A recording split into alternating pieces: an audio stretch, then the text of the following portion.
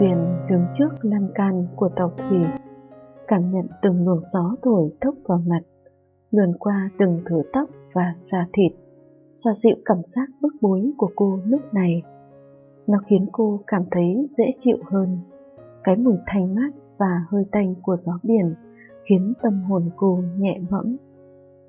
Tuyền chỉ ước rằng nếu như những cơn gió kia có thể cuốn phăng bản thân mình đi vào lúc này, hoặc xóa tan tất cả ký ức và xúc cảm của cô. Cô hướng mắt về phía boong tàu, nơi Long và Vũ đang ngồi dưới cái mái hiên nhô ra của cabin.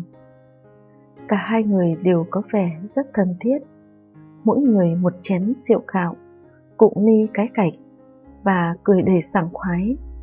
Chẳng biết họ nói gì với nhau mà lại vui vẻ đến thế. Tuyền thở dài, cô lại xoay mặt ra hướng biển. Cô không muốn gặp ai vào lúc này. Đáng ra phải là thời điểm vui vẻ và hạnh phúc nhất. Bởi ngày mai, ngay trên con tàu xa hoa và lộng lẫy này, cô sẽ kết hôn với Long. Trên môi cô vẫn là nụ cười, gương mặt hồng hào mà cô trưng ra cái vẻ hạnh phúc. Đấy chỉ là một chiếc mặt nạ không hơn không kém, được tạo nên từ cơ mặt cơ cứng và những lớp phấn dày cộp. Nhưng trong thâm tâm, Tuyền biết rằng mình chẳng hề mong muốn cái đám cưới này một chút nào. Vì cô không yêu Long. Trái tim cô đã đặt trọn bên cạnh Vũ từ rất lâu rồi. Không biết vì lý do gì, có lẽ là vì cô quá nhút nhát, thiếu tự tin, cho nên cô luôn chỉ là cái bóng bên cạnh Vũ. Mối tình ẩn giấu này được nhen nhóm trong tim Tuyền từ năm cô 15 tuổi, lần đầu tiên gặp Vũ. Tuyền một mình đến xem ca nhạc ngoài trời ở quảng trường trung tâm thành phố, nơi đoàn người chen chúc nhau để tìm được một chỗ đứng đẹp và nhón chân lên chỉ để thấy được một góc sân khấu. Tiếng nhạc sập sình vang khắp nơi. Tuyền, một cô gái bé nhỏ, bị đám người xô đẩy đến mức ngã xuống đất. Nếu như không đứng dậy kịp thời, có khi cô bị bọn họ dẫm đạp rồi cũng nên. Cánh tay của Vũ xuất hiện đúng lúc để Tuyền bám vào đó. Kể từ giây phút ấy, hình ảnh chàng trai 20 mấy tuổi, trẻ trung và mạnh mẽ, một chỗ dựa vững chắc đã in hằn trong tâm trí Tuyền. Để mỗi lần gặp anh, trái tim cô lại dạo dực. Sau buổi hòa nhạc ngoài trời, Tuyền nhất định hẹn gặp Vũ để nói lời cảm ơn và mời anh uống trà. Mối quan hệ của hai người tiến xa hơn một chút. Khoảng cách của họ được rút ngắn lại. Có những lúc tưởng chừng như chẳng còn một khe hở nào giữa hai trái tim có chung một nhịp đập này. Nhưng vì một lý do gì đó, Tuyền không thể đón nhận hay tiến thêm một bước nữa. Còn Vũ thì chần chừ chờ đợi cô, với thứ tín hiệu yếu ớt của trái tim. Chắc là do cả hai đều không đặt niềm tin vào bản thân và vào đối phương. Họ cứ ở bên nhau như vậy, với kiểu tình cảm bàng làng, vẩn vơ chẳng rõ ràng. Cho đến một ngày, Vũ giới thiệu Tuyền cho Long, bạn thân của mình. Người vừa từ nước ngoài trở về sau mấy năm đi du học. Khác với Vũ, Long là một anh chàng mạnh mẽ và quyết liệt. Anh thích Tuyền từ cái nhìn đầu tiên. Anh ngỏ lời với cô cũng chỉ sau cái chạm mặt.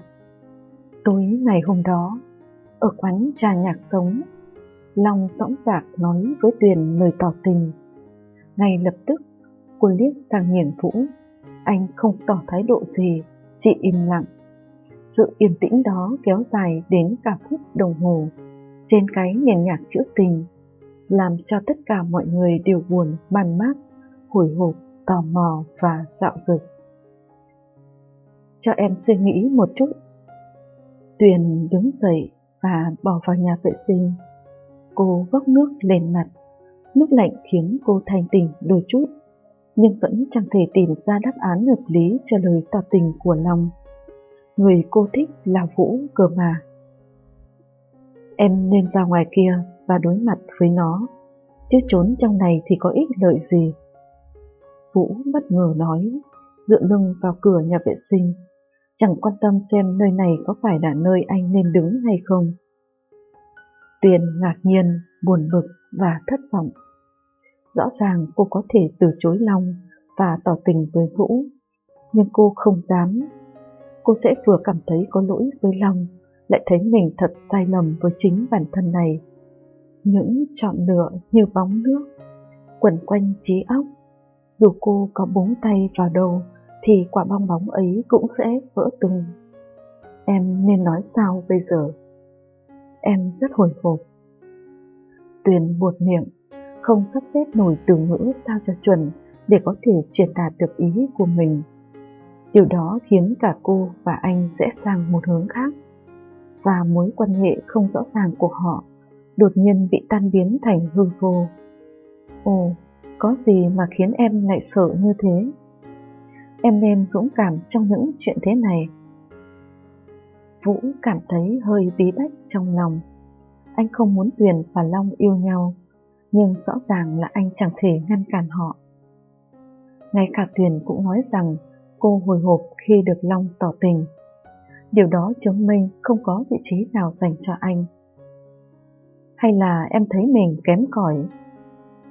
Vũ cho rằng mình nên thúc đẩy hai người họ. Dù sao thì anh cũng không có cơ hội.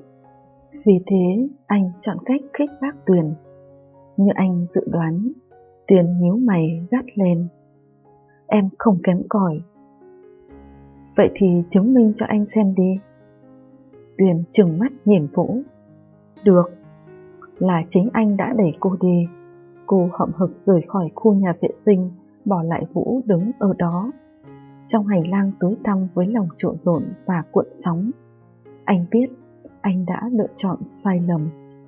Cứ thế, Tuyền và Long chính thức trở thành một đôi. Tuyền chẳng cảm thấy gì ngoài việc mình đã có hành động ngu ngốc.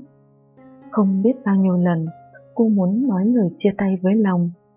Điều đó sẽ biến cô thành một kẻ khốn nạn, chơi đùa với tình cảm của người khác. Cô lại sợ hãi, và rồi cô lại hữu cho qua. Vũ không thể tiếp tục chứng kiến người con gái mình yêu lại do chính tay mình đẩy đến bên người khác. Anh muốn rời đi, liền đăng ký một suất luân chuyển công tác. Vũ rời nước khoảng 1 năm, hai người từ đó mất liên lạc. Sự tin tưởng khiến người ta xích lại gần nhau, không phải chỉ là trao niềm tin cho đối phương, mà còn phải đặt cả niềm tin vào bản thân mình. Nhưng cả Tuyền và Vũ, không ai đủ mạnh mẽ để tiến đến với người mình yêu. Họ lựa chọn điều đó rồi xa nhau ngay từ khi chưa hề nói một lời yêu thương nào, và rồi hối hận. Tuyền hít một hơi thật sâu. Cô đã sai như thế, nhưng đâu thể quay đầu, vì ngày mai cô kết hôn. Một cánh tay ôm lấy eo cô, khiến cô giật mình. Nhưng Long đã níu cô lại. Anh đặt lên trán cô một nụ hôn. Em nên đi ngủ sớm chứ. Cô dâu đâu thể vác đôi mắt thầm sì lên lễ đường. Tuyền gật đầu. Anh ngủ trước đi, em hóng gió một chút nữa đã. Long gật gù, hơi rượu lan tỏa quanh mũi của anh và cô. Anh đã ngà ngà say khi gặp được người bạn thân nhất của mình và được chúc mừng hạnh phúc. Long siêu vẹo đi vào trong cabin. Lại một khoảng im lặng nữa.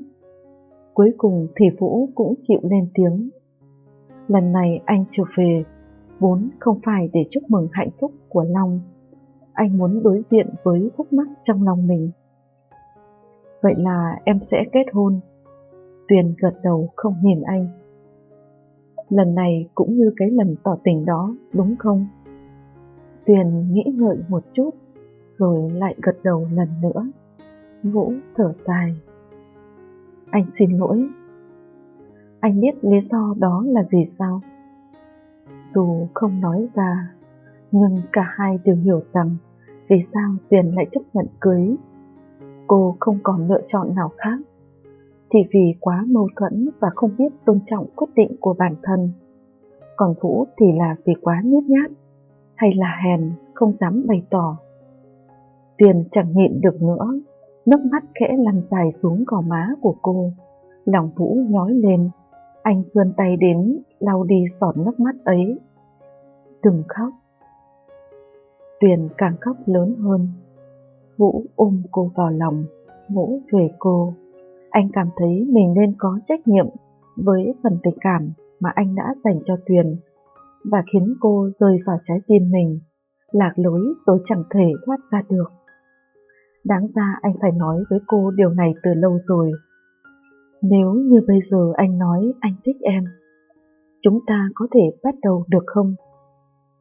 Tuyền nấc lên, lời mà cô muốn nghe nhất lại phải nghe vào hoàn cảnh trớ trêu như thế này. Em có lựa chọn ư? Sao lại không?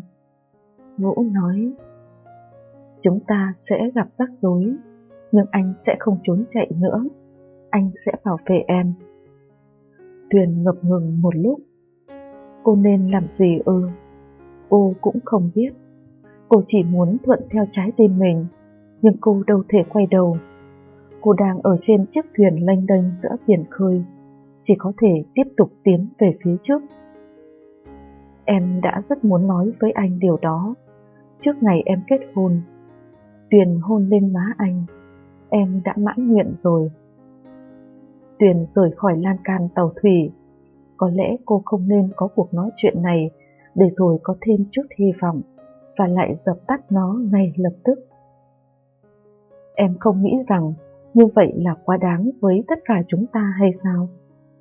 Kết hôn với người em không yêu và lừa dối anh ta cả đời, rồi người em yêu thì lại khổ sở. Và chính em cũng vậy. Tuyền dừng bước. Vũ không nói sai, nhưng cô phải làm gì mới được chứ? Gặp Long và nói rằng mình sẽ không cưới nữa ư? Đây không phải là chuyện của hiện tại. Vũ tiến về phía cô. Đây là chuyện của bản thân em. Cho đến khi nào em làm rõ được nó, anh sẽ chờ và để em chọn lựa một lần nữa, vì anh đã thành thật rồi. Tuyền gật đầu. Cô trở về căn phòng ngủ của mình trong cabin, một căn phòng rộng với tầm nhìn phóng ra biển, thoáng mát và dễ chịu. Nhưng cơn bức bối trong lòng cô thì chẳng thể tiêu tan. Tuyền ngồi bên giường, nhìn Long đang ngủ say. Cô chợt cảm thấy may mắn vì Long đã uống rượu nhiều hơn ngày thường, để anh chìm trong cơn mơ và không biết chuyện gì đang diễn ra. Cô lại tiếp tục nấc lên, cố gắng ôm lấy miệng mình chỉ để tiếng khóc ử hữ trong cổ họng. Long không biết đã tỉnh từ bao giờ. Anh quàng tay ôm lấy eo cô, vẫn kiểu ôm quen thuộc, nhưng lại có một chút xa cách. Long dụi mặt mình vào lưng cô. Em chỉ cần biết là anh muốn em được hạnh phúc. Long thì thào. Tuyền vỡ òa trong nức nở. Hóa ra anh biết tất cả mọi chuyện. Hóa ra khi cô đang hoang mang và tìm cách lừa dối anh, thì anh đã biết và chờ đợi. Anh không níu giữ cô, anh tôn trọng cô. Long cũng đã tự lừa mình dối người suốt một thời gian, khiến mối quan hệ của cả ba càng thêm rùng rằng. Cả hai người đàn ông bên cạnh cô đều đã đối mặt với nó. Cuối cùng chỉ còn mình cô là vẫn đứng yên tại chỗ. Cô đâu thể bắt cả hai người phải khổ sở. Cũng đã đến lúc cô đưa ra quyết định của mình. Tuyền tháo chiếc nhẫn trên ngón áp út đặt vào lòng bàn tay Long. Em xin lỗi. Em không có lỗi. Chúng ta đều không có lỗi. Long hôn lên trán cô. Chỉ cần em thành thật trước khi mọi thứ diễn ra thì chẳng có gì là muộn màng. Đám cưới đột ngột bị hủy bỏ. Chiếc tàu thủy vẫn tiếp tục như lộ trình, cập bến ở bên kia đại dương, mang theo 3 trái tim và tâm hồn thông suốt. Tình yêu có thể dịu dàng hay mãnh liệt, đó chỉ là phương thức, nhưng tuyệt đối không thể không rõ ràng. Một lời giấu giếm, một câu kìm nén cũng đủ để khiến những trái tim tan vỡ. Tuyền nhận ra điều đó và quyết định sẽ thành thật với bản thân, cho dù tương lai có thể thay đổi ra sao đi nữa. Câu chuyện xin tạm dừng ở đây. Cảm ơn quý vị và các bạn đã quan tâm theo dõi. Các bạn đừng quên bấm like, share và subscribe kênh để theo dõi những video mới nhất của Ngôn Tình nhé. Còn bây giờ, xin chào và hẹn gặp lại các bạn